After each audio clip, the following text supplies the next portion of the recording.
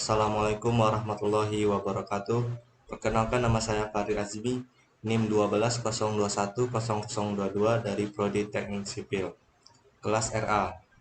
Baiklah, pada kali ini saya akan mempresentasikan tugas 1 mekanika tanah.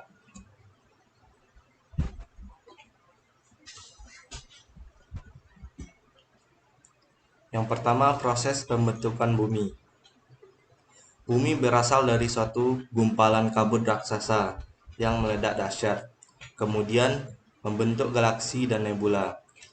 Setelah itu, nebula membeku membentuk galaksi Bima Sakti, lalu sistem tata surya. Bumi terbentuk dari bagian kecil ringan yang terlempar keluar saat gumpalan kabut raksasa meledak, yang mendingin dan memadat sehingga terbentuklah bumi. Ada dua proses pembentukan bumi. Yang pertama, proses endogen, yaitu proses pembentukan permukaan bumi dari dalam. Proses ini disebabkan adanya energi panas dari mantel dan kerak bumi. Energi panas yang timbul berasal dari disintegrasi unsur radioaktif mantel bumi.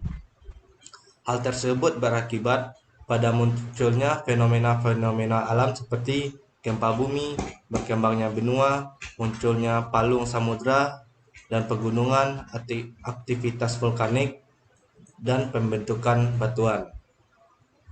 Selanjutnya, proses eksogen. Proses yaitu proses dari luar atau proses pembentukan bumi yang bersifat merombak, memperbaiki, dan membangun. Adapun proses pembentukan terjadi di lapisan litosfer. Pada lapisan litosfer akan terjadi penggerusan atau perombakan oleh tenaga eksogen seperti pelapukan, pengikisan, dan sedimentasi. Awal mulanya sebuah gumpalan tanah akan dihancurkan dengan pelapukan, kemudian dikikis dan diangkut oleh air, gletser atau lainnya. Setelah itu akan terjadi pengendapan atau sedimentasi, sehingga terjadi hamparan batuan dari kasar hingga halus. Tahap-tahap pembentukan bumi. Tahap awal, bumi merupakan planet yang homogen, yaitu belum terjadi diferensiasi dan zonifikasi. Selanjutnya, tahap diferensiasi. Ketika material besi yang lebih berat tenggelam menuju pusat bumi, sedangkan material yang lebih ringan bergerak ke arah permukaan. Selanjutnya, tahap zonifikasi terbagi menjadi beberapa zona atau lapisan, yaitu inti besi yang padat, inti besi cair, mantel bagian bawah, zona transisi, astenosfer yang cair, dan litosfer. Proses pembentukan patahan. Patahan terjadi ketika suatu batuan mengalami retakan terlebih dahulu, yang kejadian ini berkaitan erat dengan tekanan dan kekuatan batuan yang mendapatkan gaya sehingga timbul adanya retakan atau fracture. Tekanan yang diberikan mampu memberikan perubahan pada batuan dengan waktu yang sangat lama dan sehingga memberikan gerakan sebesar 100 cm dan akhirnya sampai beberapa meter. Peta geologi. Jenis-jenis peta geologi. Yang pertama, peta geologi permukaan atau surface geological map.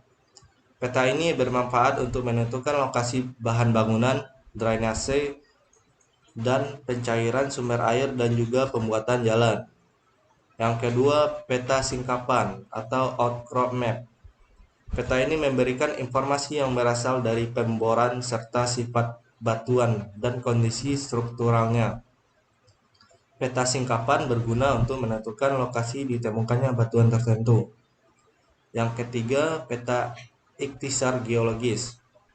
Peta ini memberikan informasi langsung mengenai informasi-informasi yang tersingkap atau ekstrapolasi terhadap beberapa informasi yang masih tertutup dengan lapisan endapan Holocene. Yang keempat, peta struktur. Peta ini memiliki garis-garis kedalaman yang dikonstruksikan pada permukaan sebuah lapisan yang terletak di bawah permukaan.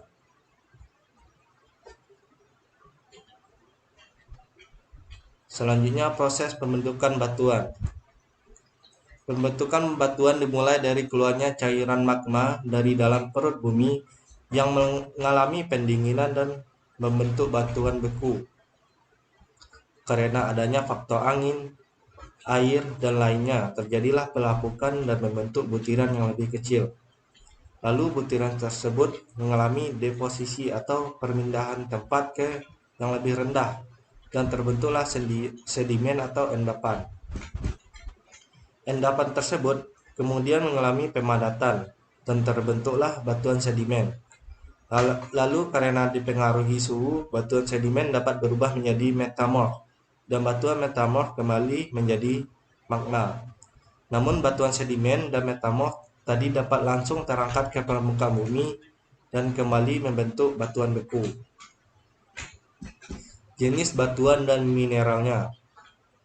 Yang pertama, batuan beku. Proses pembentukannya terjadi dari magma yang telah mengalami pendinginan atau pembekuan. Umumnya batuan ini berada di dalam kerak bumi.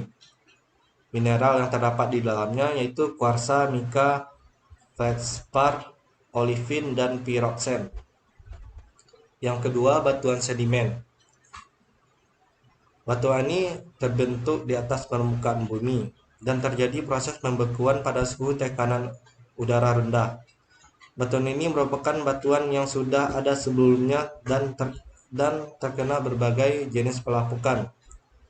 Mineral yang ada di dalamnya yaitu kalsit, aragonite, gluconite, dan pirit. Dan selanjutnya batuan metamorf. Batuan ini berasal dari sedimen dan batuan beku. Batuan ini merupakan hasil transformasi dari suatu tipe batuan yang sudah ada sebelumnya atau biasa disebut dengan metamorfosis. Mineral yang ada di dalamnya yaitu kuarsa, mika, feldspar, karbonat, dan mineral lempung. Proses pelapukan batuan. Yang pertama, batuan terkena panas matahari dan kemudian mengembang. Dan ketika malam, suhu batuan mendingin dan mulai mengerut. Dan selanjutnya ketika batuan terkena hujan, maka suhu akan semakin turun. Karena adanya pemanasan dan pendinginan secara bergantian, menyebabkan permukaan batuan mengalami peretakan. Lalu dari peretakan tersebut, batuan tersebut akan lapuk dan hancur menjadi butiran-butiran tanah. Jenis-jenis tanah. Yang pertama, tanah aluvial atau sering disebut dengan tanah endapan. Tanah ini terbentuk atas dasar material halus yang merupakan hasil dari endapan aliran sungai. Yang kedua, tanah andosol atau tanah vulkanis. Tanah ini adalah tanah yang berasal dari abu vulkanik yang telah mengalami proses pelapukan. Yang ketiga, tanah kapur. Tanah ini sering disebut dengan mediteran, yaitu tanah yang terbentuk dari batu kapur yang telah mengalami pelapukan. Yang keempat, tanah regosol. Tanah ini adalah jenis tanah yang memiliki fisik kasar dan berasal dari material gunung berapi. Yang kelima adalah tanah gambut atau argonosol yang merupakan jenis tanah terbentuk dari sisa-sisa tumbuhan yang telah mengalami pembusukan.